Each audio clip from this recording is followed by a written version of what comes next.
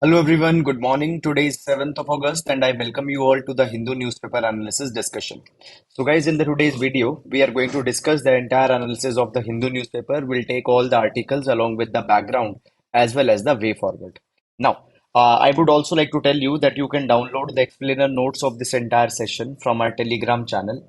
Link for the Telegram channel is given in description box in YouTube. There you can download the PDF copy of these notes along with the background.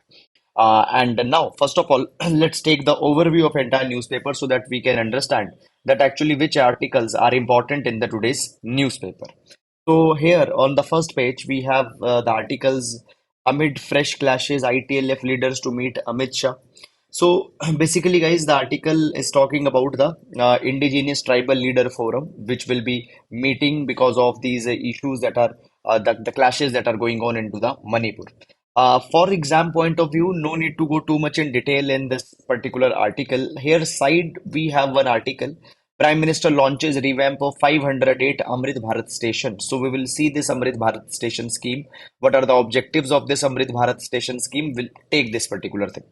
Then further, moving on, guys. After that, Gyanvapi survey continues amid boycott threat. It's fine. Again, no need to go and track the article for the exam point of view, guys. Then further, moving on, guys. In the city section, Muslims too scared to come back, says Muslim migrant workers who fled Gurugram after violence. So we have seen that recently into the Mewat Nu region of Haryana, there was the communal clashes that started. Okay, so in this particular line, the article has come. After that, guys, further moving on, guys, we have then the articles armed men vandalize shops. Nothing much important for the exam has been given here in this particular direction. So we will directly move on and we'll reach to the editorial page. Now on editorial page, we have this article, New Mewat, old template, new battleground. Fine. Again, guys, the article is talking about the demographics of the region. Every act of silence amplifies the horror in Manipur. We'll see that what is there in this article, whether they have to be seen or not. Then the bureaucracy as a prosecutor and judge. Now, this is a very important article. It is talking about the recently passed Jan Vishwas Act. So, a very good article. We'll see this entire article for the exam point of view. Few funds, but many promises. The Telangana government is struggling to meet its commitment. So basically, guys, the article is talking about that how much was the budget for the different schemes. Okay, for example, Dalit Bandhu scheme was 17,700 crore rupees, where the government provides the one-time capital assistance of 10 lakh rupees to every Dalit family so that they can start some entrepreneurship. Now the point is that many of the schemes the government is facing problem because of the funding issues. Okay, then further moving on, passed upon Gukesh surpasses his mentor from Madras. Not important article for the exam point of view. Then text and context. Now here we have some good articles, and one thing, guys, many of regional editions don't have this text and the context section, but it comes in the Delhi, so you can just refer it from here. Now, in text and context, is India's sugar surplus leading to a crisis? We'll see this particular article for the examination. Then after that, why did Meta block Canada's access to newspaper news reports? We'll see this particular article also for the exam. Musk Starlink, why the new sovereign of low Earth orbit is bad news. We'll see this particular article also for the exam. Then G20 negotiators face climate change hurdle. We'll see this particular article for the exam. Then, guys, rising food prices, inflation, Rahul Gandhi's YouTube channel sees five-fold growth. Nothing important for the exam has been given in this particular direction. Then here we have one article, a Madhya Pradesh strategy for tigers can help the cheetahs too. We'll see this particular article for the exam point of view. Then 5% of birds in India are endemic. We'll see this particular article also for the examination. 18th century Tamil manuscripts found in the monastery in Tamil. Okay, so basically, guys, here there is this manuscript by the name of Gun Mayurchi, which has been found in an Armenian monastery in the northern Italy. Okay, so now understand this particular thing, guys, that when we talk about these manuscripts and such kind of things, they have been found quite regularly. It might be because of the many number of times the scholars they used to travel between the countries and many such other issues, other reasons are also there due to which they have might have taken up sometimes even the even when the rulers came, their convoys came, they took some of the monasteries. So this could be the reason. Then today we don't have business page because it is Monday, and on Monday Hindu doesn't releases the business page. It comes out with this money wise page which contains the investment tax related advices. For our examination, nothing much important has been given in this here for the for exam. Then 30 killed, 90 injured in train accident in South Pakistan. So a misfortunate event. Then Maldives Supreme Court bars former president from contesting polls. Guys, here on the world page, we largely have the evolutionary articles and details. Nothing much important for the exam has been given. And then we have the sports page. So this is, guys, the overview of entire newspaper. I hope that you have understood it. And now let's take all the relevant articles one by one in the detail.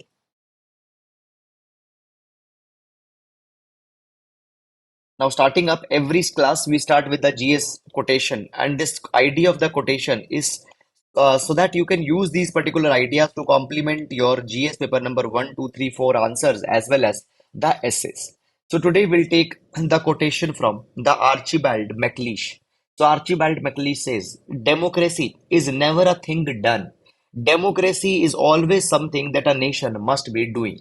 So democracy is not an end goal that you can achieve at once. Democracy is rather a process which continues. Democracy is continuously evolving. There is no country which can say that we have become completely democratic. Rather, every country is becoming evolving towards democracy. So democracy is all about processes.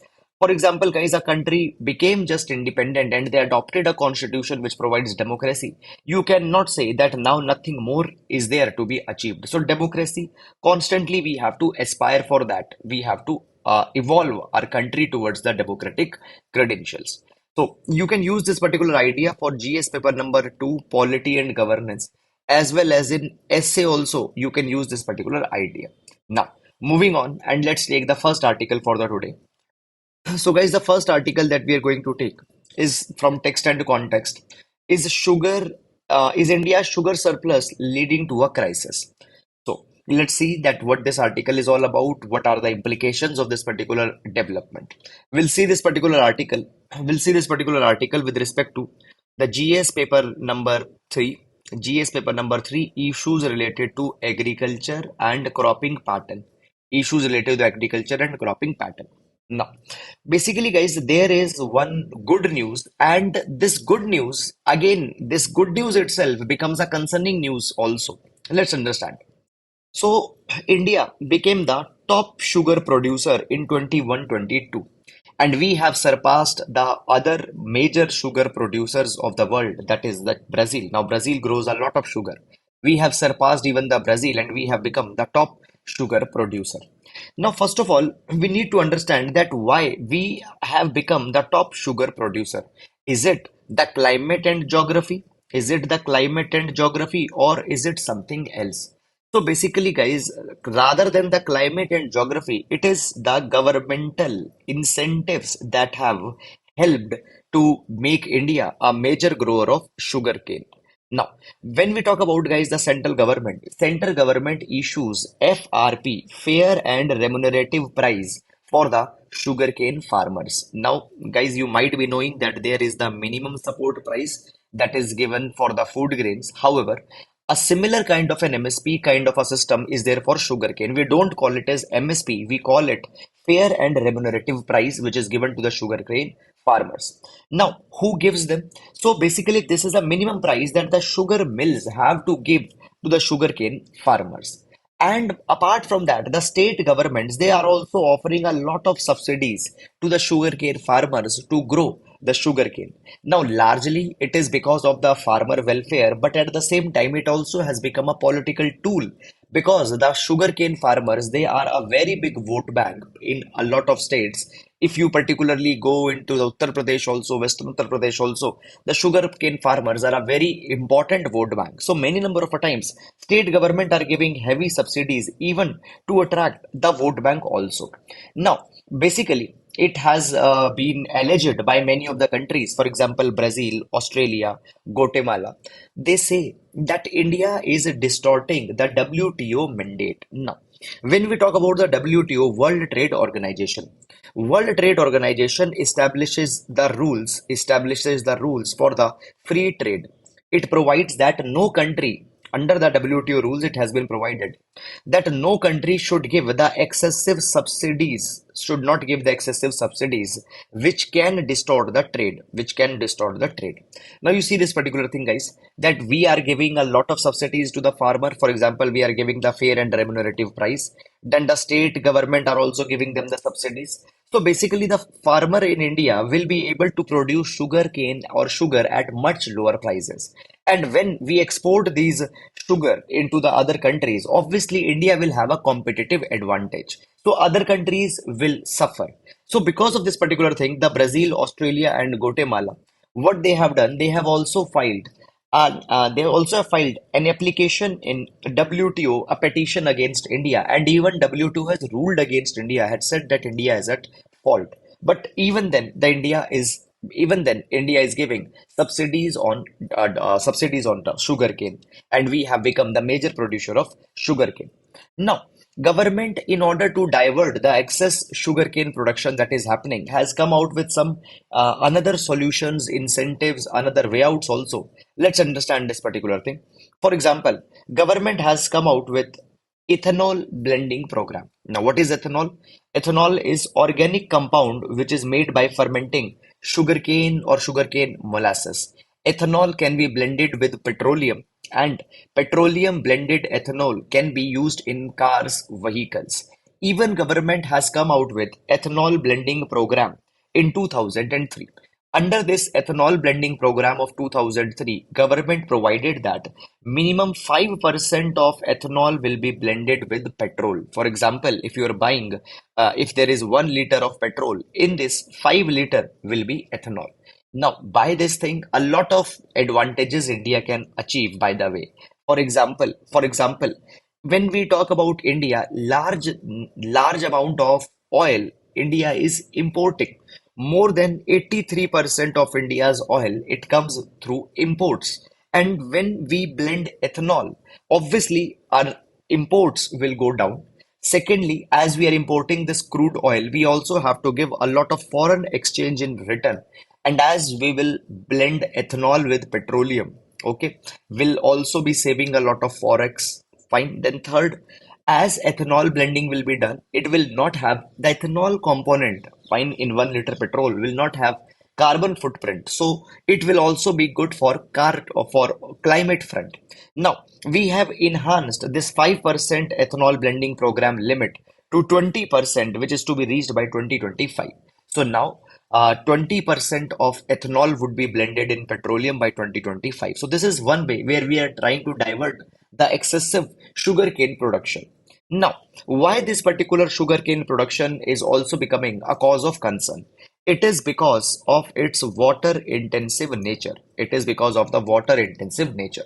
When we talk about sugarcane needs at least 3000 mm of rainfall, but some of the states which are getting only 1000 to 1200 mm of rainfall, they are also growing sugarcane. How they are growing sugarcane? By using the groundwater. Now, if we give you some rough estimate, then just see this thing. To grow 100 kg of sugar, you need at least 2 lakh liters of groundwater for irrigation. 2 lakh liters of groundwater for 100 kgs of sugar. This is impacting the groundwater availability, and many of the states which are drought prone, they have seen a lot of stress in their water levels, and this data is given by the CGWB report. Okay, now moving on in this particular direction. Okay, further, what can be way forward? What can be a way forward? Now, how to solve this problem? Number one, government need to rework incentives that they are giving for production of sugarcane. They need to correct incentives so that incentives don't skew. Uh, Now, see, I told you FRP is given, fair remunerative prices are given. Then up over FRP, subsidies are also giving fine. The states are also giving the subsidies. So states as well as the center government need to understand this thing that apart from sugarcane, other crops are also to be grown. For example, millets. So attention should be given to those regions also. Fine. Moreover, government should also prioritize those kind of crops which also conserve groundwater. Then government should also be ensuring drip irrigation should be provided to farmers who are growing sugarcane. Now, what is the drip irrigation? In drip irrigation, drop by drop, water is released or directly onto the roots of sugarcane plant. It is opposite to flooding method, current flood irrigation method. In flood irrigation method, you might have seen it. Suppose this is an agricultural field, and in agricultural field, the water will be flooded through these canals that are made in fields. So this way, a lot of water is wasted, a lot of water is evaporated, lot of water percolates the ground. So therefore, this method is ineffective. Therefore, we should use drip irrigation where drop by drop water is supplied to the sugarcane roots.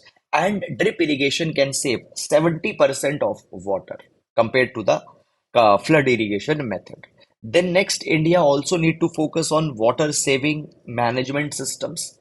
We need to prioritize rainwater harvesting so that this water can be used in agriculture. Then wastewater treatment also needs to be focused upon so that gray water, discarded water can be treated and can be used in agriculture. Then canal networks are also to be deployed. For example, Haryana has done an excellent work as well as Rajasthan has also done excellent work in deploying canals. So in such way, canals should also be deployed where water from river can be diverted. And if adequate water through canal networks would be provided, state would not use a lot of groundwater. So these are some of solutions which can be used in this direction. So that is about it. And now we'll move to next article. Why did Meta block Canada's access to news reports? We'll see this article with respect to GS paper number 3, issues related to cyber technologies, issues related to cyber technologies. Fine. And social media intermediaries, issues related to the social media intermediaries. Let's start this article and let's see what article is actually talking about. So basically, first of all, let me give you some of background information so that you can make more sense of this article. So, uh, around the world, government they are having a particular kind of conflict with social media intermediaries such as Meta, as well as with companies such as Google. The governments they have a conflict. Let's understand this conflict. Basically, the conflict goes like this. There are the news publishing agencies, there are news houses. These news houses, what they do a lot of investigation, they spend a lot in journalism, and they create news. They create news. Now, these news, they are shown on Google platforms. Fine, they are shown on Facebook platforms. So Google and Facebook, they have specific sections for news. And in Facebook and Google, people directly go and they read news. Now understand this thing. When we talk about news houses, how they make money? They make money through two ways. Number one, they make money through subscription. And number two, they make money through advertising. Through advertising. Now, today, you know that as online, every newspaper is having their website, and let's say that as news is available on Google and Facebook, what people do? People are not subscribing, rather, they are consuming news on Google and Facebook. Okay, so their revenue through subscription has gone down. And at the same time, advertisements. Now, people are not going on websites of these news channels, rather, they simply go on Facebook. And therefore, advertisers also will advertise their product on Facebook because advertiser will come only at that place where more and more people are present. So advertiser, rather than going on these platforms, advertisers will directly advertise on Facebook and Google. So a large chunk of advertising revenue also is going to these platforms. And again, news houses are suffering. News houses are suffering. So therefore, around the world, news houses they have reached to government and they are asking this particular thing, that you need to regulate these companies such as Meta and Google so that they share advertising revenue that they are receiving with these news houses. And in this particular direction, we have seen that recently Canada came out with a law, that is Online News Act. And as per this Online News Act, Canada has now provided large digital players such as Meta and Google. They have to pay news publishers if they are using their content and if it is being made available on their platforms. These companies have to pay to have to pay publishing houses, media houses. Moreover, also it has been provided that government can restrict how digital platforms are treating news items or topics. Now see, many number of a times you might have observed that there is a trending topic going on where they show trending news and they give it a kind of relative ranking. So they can bring some news at top, they can downgrade some news. So they have algorithms planned for that. How these algorithms work in this capacity also, this government can intervene. This is the Canada's Online News Act that has come. Now, this is not the first time that it is happening. In past also, many different governments have tried to do that. For example, in 2021, Australia came with News, Media and Digital Platforms Mandatory Bargaining Code. And here Australia also imposed on these companies that they have to pay to news publishing houses.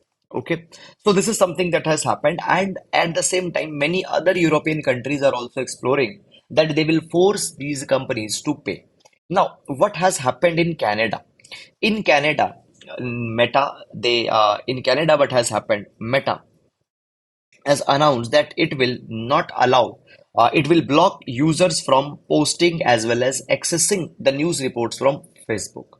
Fine. They have said that neither will allow posting news nor will allow consuming or accessing news through Facebook. This is the way they have responded. In Australia, also, for a particular time when Australia came with law, Facebook stopped showcasing the news in Australia. It also became a very controversial thing because at that point of time, forest fires were going on in Australia, and the pandemic was also there. So these particular kind of behaviors have been criticized as well. Okay, this is something. Now, when we talk about India, India is also planning to come out with similar kind of a law. And around the world, there is a a backlash around against the technological companies, and many of them are planning such kind of legislations. Okay, so this is something that has happened. Now, when we talk about Australia, Australia is now restoring the access to news on its Facebook platform. It is in talk with government and it also signed agreements with some of the news companies where it will pay to these news companies. So this is a partial success that has come here. Fine. So that is all about this article. And now let's move to next article. Musk's Starlink, why the new sovereign of low Earth orbit is bad news. Now, before going on in this particular article, let me give you some basic background information. But before that, what is the utility of this article? This article will see with respect to GS paper number 3, Science and Technology. Science and Technology. Let's understand this article. Basically, article is talking about Starlink. Article is talking about Starlink. Now, what is Starlink? Starlink is initiative of Elon Musk. Starlink is initiative of Elon Musk, and it is a satellite internet. It is a satellite internet. Satellite internet. Now, when we talk about the idea of Starlink, it is very much simple. What will happen? Government or private companies, they will deploy low Earth orbit satellites. They will deploy low Earth orbit satellites, and these satellites would beam high speed internet to users as well as also to ground stations or some terminals on Earth. Now, when we talk about traditional infrastructure for internet, you know this particular thing that you have to deploy cables, you have to deploy towers, fine. You have to deploy towers which will transmit internet into nearby region. But what this establishing this ground infrastructure, cables, towers, they become very expensive. Deploying these thousands and thousands of kilometers of wire, they become very much expensive. So suppose there is a region where density of population is very less. Often companies will not have incentive to deploy ground infrastructure in these areas, and therefore they become unconnected with internet. But Starlink can solve all this particular problem. So basically, what is Starlink? So in low Earth orbit, there are thousands of satellites. There are thousands of satellites that will be placed along the Earth. Okay. And then suppose this is a house. This house will have a dish antenna kind of a thing. So satellite, what it will do? Satellite will transmit internet to this dish antenna, and from here, this household can access internet. So even areas which are not connected, they can also receive internet connectivity through Starlink of Elon Musk, which is a satellite internet. Now, recently it has become controversial. Why it has become controversial? Because recently Russia said they have seen a drone. They have seen a drone of Ukraine, and this drone of Ukraine was fitted with Starlink's dish antenna. It was fitted with Starlink's dish antenna. What does it mean? It means that it was getting internet connectivity continuously through Starlink, and through Starlink's internet, it was getting maneuvered.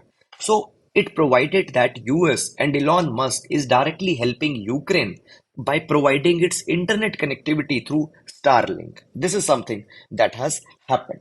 Now, when we talk about satellite internet, companies since 1990s and 2000s have tried to develop this satellite internet, but they be not were very much successful. Why? Because satellites at that point of a time were not that much evolved. Moreover, even consumption of internet was not that much there. But now, consumption of internet has been increased. Also, there are advanced satellites that have come. So, Elon Musk has developed this ecosystem of Starlink. Right now, there are 7,500 active satellites that are orbiting Earth. And out of that, half of satellites are Starlink satellite of Elon Musk. Now, coming to geopolitical dimension of Starlink and internet satellite. So basically, understand as Russia-Ukraine war started, after Russia-Ukraine war, what happened? Fiber networks, ground cell towers, they were destroyed first thing by both Russia and Ukraine. Russia will destroy these networks so that Ukraine loses internet connectivity. And Ukraine, whenever a region of Ukraine has fallen in hand of Russia, they themselves will destroy internet there so that Russia cannot cooperate with their counterparts. This is something that has happened. And here, Starlink becomes the lifeblood for Ukraine's communication network because I told you it doesn't depend on ground infrastructure. Simply, you need to have a dish antenna kind of a thing to receive the internet. So it doesn't depend on ground infrastructure. So therefore, even in the times of war, it can be a reliable source of internet, reliable source of communication. But the point that is coming here is that this system is so much centralized that if in any region internet is to be switched off, internet is to be resumed, they have to directly coordinate with Starlink. And if Elon Musk will be in a mood, they will provide internet. If they are not in a mood, they will not provide internet. Every time they have to connect with the Starlink. And Starlink today has become such an important geopolitical tool that even recently now Taiwan is also desperately in need of signing a deal with Starlink. Now, why? You know that China and Taiwan you might be knowing that China and Taiwan, they have a clash, they have a conflict.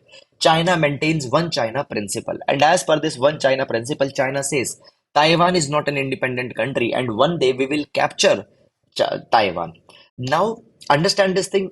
Taiwan's internet, it is coming through the undersea cables, and these undersea cables are flowing from China. So Taiwan has a fear that China might cut these undersea cables and might disconnect Taiwan from the entire world. So therefore, Taiwan needs a contingency plan, and therefore Taiwan is very much desperate to get Starlink internet for them. And for that, they also are proposing a joint venture with Starlink with a local company. Fine. But as of now, Elon Musk had said that will not provide the services. Then, here we have one case study of Iran. So you might be knowing that in 2022 there were protests that got started in Iran, and after the protest, government imposed internet shutdown. But many people, what they did, they used Starlink internet. They smuggled Starlink dishes in country and used internet from Starlink. Fine. Though government has declared using it as illegal, but still people are using Starlink internet. Now, so today we see satellite internet has become such a crucial thing, and many different countries now want to deploy their own constellation of low Earth orbit satellite so that they can also have satellite internet. But here we see Elon Musk and Elon Musk Starlink is way beyond, way advanced, and way far more developed. Why? Why Elon Musk got an advantage here? Number one, it is because of Elon Musk's foresightedness, where he saw this particular thing that such kind of an internet will be needed in the future. Then light regulation from Federal Communication Commission in US. And third, this is a very distinct and particular advantage that Starlink got, which others might not be able to get. Starlink's reusable rockets. SpaceX reusable rockets. Now, SpaceX is also owned by Elon Musk, and through these reusable rockets, they can deploy satellites in very less cost. In very less cost, they can deploy satellites. Other competitors that don't have this kind of advantage. Now, European Union have also earmarked $2.4 billion to set up their own satellite constellation by 2027. China is also planning to deploy 13,000 satellites, and they are coming out with mega satellite internet which will rival Starlink. So this is something. Now, as we see in Ukraine, the internet connectivity, only Starlink is the sole provider. It is a wake-up call that countries also need to intervene, and through government initiatives or through PPP initiatives, they need to come out with such some kind of alternative of Starlink. So that is all about this particular article. I hope that you have understood it. And now moving to next article. G20 negotiators face climate change hurdle. Now, you might be guys already knowing that 2023 India is chairman of G20. We'll see this particular article for GS paper number 2, fine diplomacy, and particularly in climate diplomacy, we'll see this article. Climate diplomacy can also be important for your GS paper number 3 as well. Okay, so both the places we can use it. Now, so as we talk about G7, India is president or chairman of G7, sorry, G20. I use G7, G20. So right now, India is presiding G20 for 2023. And as part of G20, more than 200 meetings will be held throughout the country. And in September, there will be G20 summit. September, there will be G20 summit. Now, because before this G20 summit of September, countries have to finalize agenda that what things they will be talking about. They have to finalize the common wording of the major documents that they are going to adopt. But there is a very big problem that is being faced right now by India. Now, first of all, for a couple of months, both India and other countries, they were facing a struggle that what type of language they should adopt on Ukraine. Now, see this particular thing. When we talk about West says Russia-Ukraine war is specifically because of Russia's mistake. Russia will say it is specifically because of Ukraine's mistake. India has maintained a strategic autonomy in this particular case, and India neither places burden on Ukraine nor it places the burden on Russia. India very simply provides this particular thing that war is wrong. War is wrong. We are against the war, but we don't specifically say that whether it is because of Ukraine or whether it is because of Russia. Now, the G20 negotiators, after this language on Ukraine, now they are facing the problem as how to resolve the climate change negotiation issues. Climate change negotiation issues. Now, right now, guys, you might be knowing that the world is divided in developed and developing countries. Developing countries have different perception on climate change. Developed countries have some different perception. Now, right now, under G20 ministerial meeting, there are common language that has to be adopted. For example, what are emission targets? Now, see, we are doing a particular emission have to be reduced. So, by what year emission has to be reduced? How much emission is to be reduced? So, in emission target, some common goal needs to be there. Then, on cutting down of fossil fuels, there needs to be some common goal. Then, on climate finance, there needs to be some common goal. But here, the countries have not been able to reach a consensus. And two, of the G20 meetings. Number one, G20 Energy Transition Working Group meeting in Goa and G20 Environment and Climate Sustainability Working Group meeting, which was held in China. Both were ineffective because they were not able to solve these particular kind of issues. Now, here we also see this particular thing that within the G20, now see, as you have G20, within the G20, G7 is also there. Now, G7 is grouping of developed countries. G7 is grouping of developed countries. And here a divide between developed and developing country has come. Now, when we talk about developing countries, what are concerns of developing countries? Let me tell you. So first of all, developed countries want to adopt phasing out of fossil fuel. What is phasing out? Phasing out means that virtually fossil fuels will be reduced to zero. But India and developing countries, they want that the word phasing down should be used. Phasing down means that gradually we will reduce. So word phase out and phase down, it is a controversy. Developed countries want phase out and developing countries want the word phase down. Then on emission target also there is a controversy. For example, developed country says that emissions should reach peak by 2025. Emissions should reach peak by 2025, and after 2025, 60% of emissions are to be reduced by 2035. 60% of emissions are to be reduced by 2035. Now, for that, a lot of investment in renewable energies is to be done. For that, a lot of focus has to be made on clean energy and everything.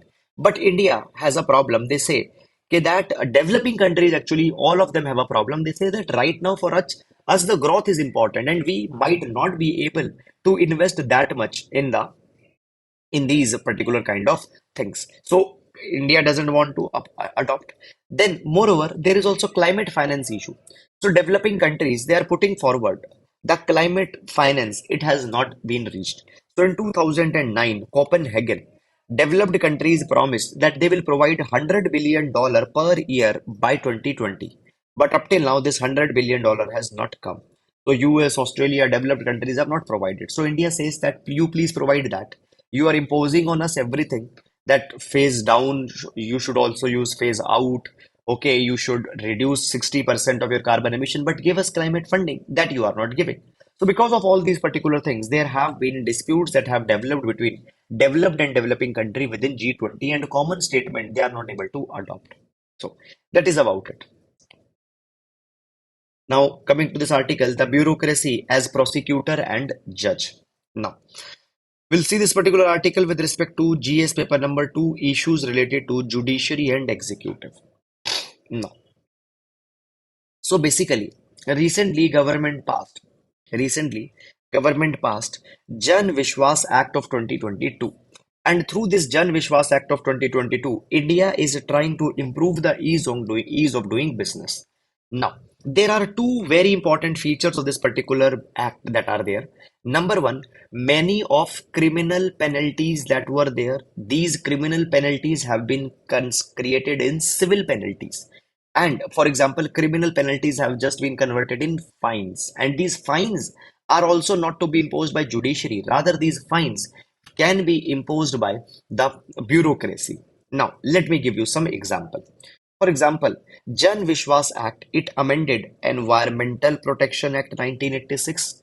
It amended Air Prevention and Control of Pollution Act 1981, and many of penalties, imprisonments that were there in these laws. For example, let's say you cut down forest without taking the permission. So this is a violation under Environmental Protection Act. For example, if you pollute, it is a violation under the Air Act of 1981. Earlier, there was imprisonment, but now these imprisonment have been replaced with penalties up to 15 lakh rupees. And these penalties can be imposed by joint secretaries, that is, bureaucrats, IAS officers. For example, Indian Forest Act 1927. Entire power has been given to the forest officers that they can see if any damage has been done to forest, and any fine they can impose on the party who has caused the damage to the forest for compensation. So judiciary will not intervene. So two things have happened. Many criminal penalties they have been converted just to civil penalties, and here the decision will also be taken by the bureaucrats and not by judiciary. Now, article says that here what is happening, bureaucracy is being made as prosecutor as well as judge. It is going against the spirit of constitution, article number 50. Why? Because article 50 specifically talks about the separation between executive and judiciary. Now civil servants, bureaucrats are the part of executive, and here they are being given judicial power. So it is going against the article 50 of Indian constitution, separation of executive and judiciary. Now, up till now, many less things have been done in order to separate the executive and judiciary. For example, till 1970s, much did not happen, and around 1970s only, the states started to come out with legislation. For example, the West Bengal Separation of Judicial and Executive Function Act 1970. Here, at the criminal magistracy level, judiciary and executives were separated. Now, if you remember, guys, in old times, even IAS officers they used to act as criminal magistrates. Okay, but that function was separated around the 1970s. But still, there are many areas where executive plays an important role in judicial functions.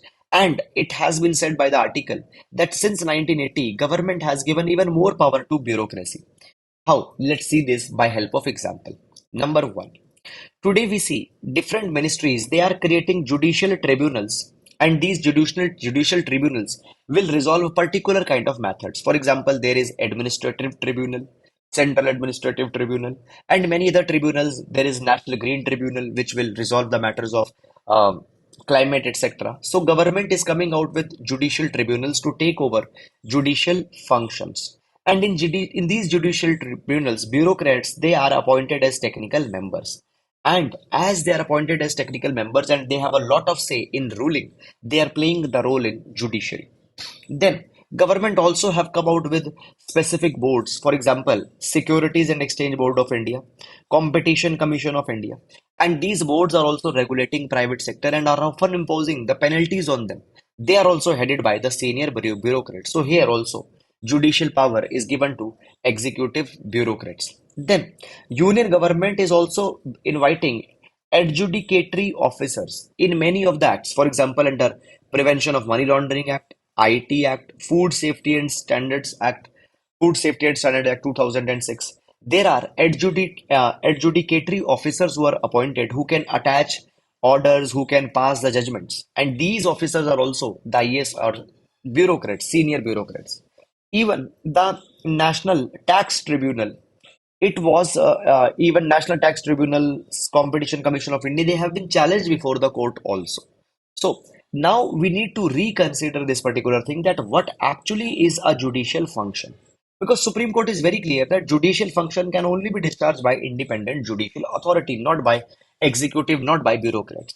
So we need to define what a judicial function is, and clear rules are needed to be defined in this particular direction so that Article 50 is not violated. Right? This is all about this particular article. I hope that you have understood it, and now moving to next article. Every act of silence amplifies the horror of Manipur, and every act of silence amplifies the horror of Manipur. And here we have one act, New Mewat, old template, new battleground. Now, these are two editorials that have come into today's newspaper, but guys, they don't contain any important substance. Article is saying that now government is not taking much action on Manipur. Fine, it is leading to a lot of problems. So the issue, and here the article is talking about the demographics of New Mewat region, how many Muslims live, what type of culture they practice, and all such kind of things. For example, the article doesn't contain much of substance. If you want to read it just as a leisurely read, you can read it at your own. But for exam, no need to go here. MP strategy for tigers can help cheetahs too. Okay. We'll see this article with respect to GS paper number 3, conservation, as well as for prelims examination. So recently we have seen that out of cheetahs that got relocated from Africa to India, we relocated cheetahs from Namibia and South Africa in Africa to India. Out of them, six cheetahs have died. So point is that is India failing to conserve the cheetah population? Article is talking about that we should take some lessons from tiger conservation. So, article says that when we talk about Madhya Pradesh tiger population, it has increased a lot. And there has actually been a 50% surge in Madhya Pradesh tiger population. So, when we talk about 2022 tiger census, which was recently publicized, according to 2022 tiger census, these many 3682 tigers are there in India, and out of that, maximum number of tigers are in Madhya Pradesh, 785, and 50% increase in tiger population has happened in Madhya Pradesh. So Madhya Pradesh happens to be a successful case study in restoring the population of tiger. And how Madhya Pradesh has been successful? They have balanced the population of predator and prey over a period of time. So, for example, tiger is a predator and it needs prey. For example, it needs cheetal, it needs barasinga to feed upon. If prey will be less, then tiger population will come under stress and eventually they might not be able to survive. So, a good prey base also needs to be there. Now, when we see the case study of Madhya Pradesh Forest Department, they actively monitor the moving tigers. Okay, as well as they are actively moving the tigers from one place to other place so that the tigers are being released on those places where there is active prey base that is there.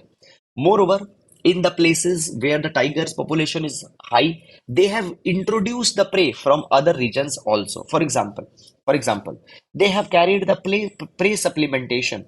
They reintroduced barasinga to new habitats. They introduced gore to Bandhavgarh Sanjay Dubri Tiger Reserve.